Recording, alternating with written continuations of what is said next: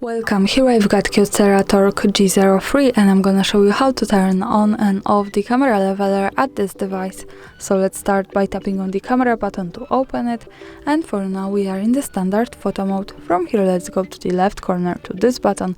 When we tap on it we get access to more options about the camera we can manage. Now let's move here to the right, to the bottom.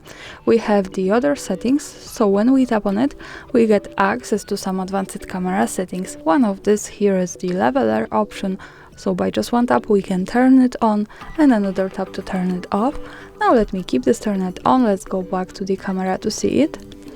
And it shows us this line. This is useful, for example, when we want to keep our photographic topic straight at the picture.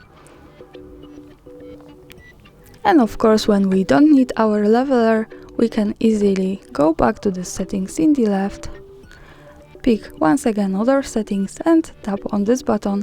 So now the leveler has gone here. And that's all. Thanks for watching, subscribe our channel and leave the thumbs up.